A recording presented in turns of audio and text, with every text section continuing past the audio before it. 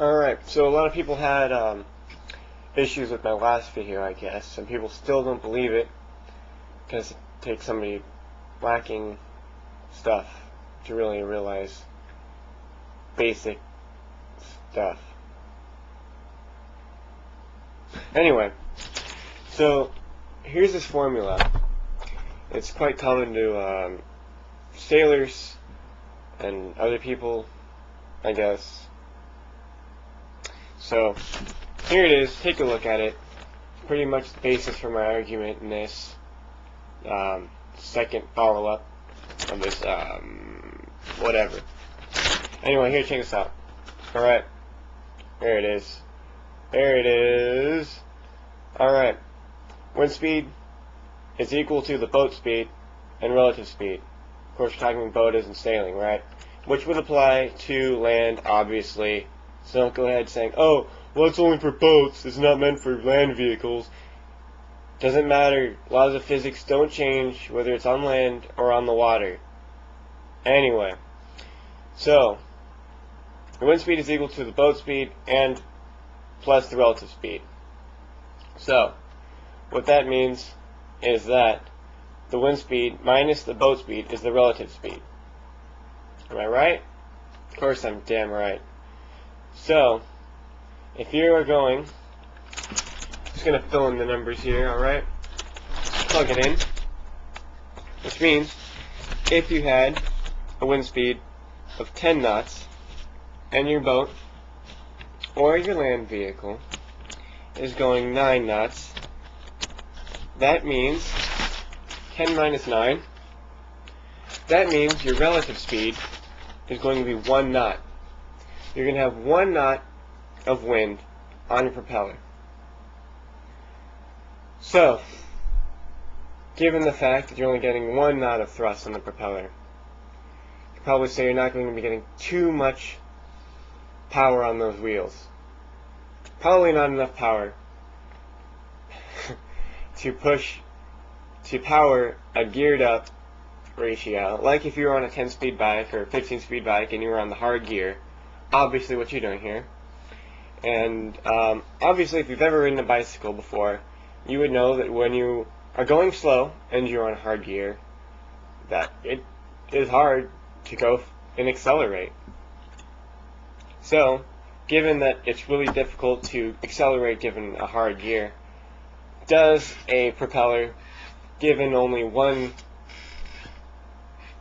knot of thrust or 3 knots of thrust give substantial force to accelerate the vehicle? But granted, when you start out, it's going to be, completely, since the boat has no speed, where are you? Since the boat has no speed, it's going to be wind equals the relative speed, given that B is 0, which is obviously going to be the beginning. So, obviously when you start out, you're going to have a relative wind speed of 10 knots, which I believe was the relative speed in the video.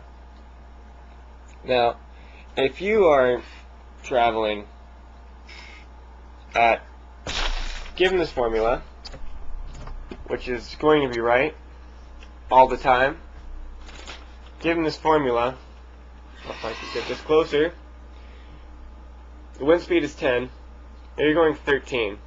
In order for 10 to equal 13 plus R, that would mean that your relative wind speed has to be -3.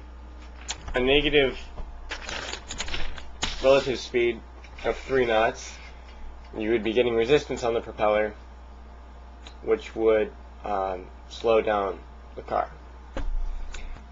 If the wind is 10 miles an hour and you're going 7 miles an hour on your bike, there will be 3 miles per hour wind going behind you, which is, and that 5 miles an hour and that 3 mile per hour wind that you feel behind you is the relative speed.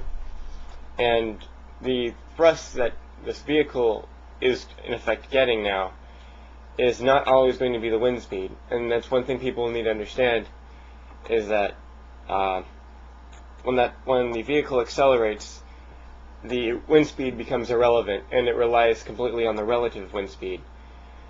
So when it gets closer to the wind speed, it loses relative speed, and the relative speed is what powers the propeller. So as it approaches the once it becomes wind speed, there is no more relative speed, and with no more relative speed, there is nothing to power the propeller, so the vehicle slows down. So the fastest it could go, given that the vehicle has no resistance, is the wind speed, because of that formula. So that's how it works. And as for sailboats and ice boats traveling faster than the wind downwind, which is something different than this vehicle, that's because it relies on vectors and all kinds of other stuff. But that's a little bit more advanced than discussion here on YouTube. So there's a website for that. I was just looking at it. I don't know. I think I'll just post it on my in the comments. So if you can go look at it, check it out for yourself. Make up your own mind, form your own opinion. It's my opinion. I believe laws of physics. So actually, I don't believe them. I accept them. So that's what I got to say about that. So I don't know. Make your own decision.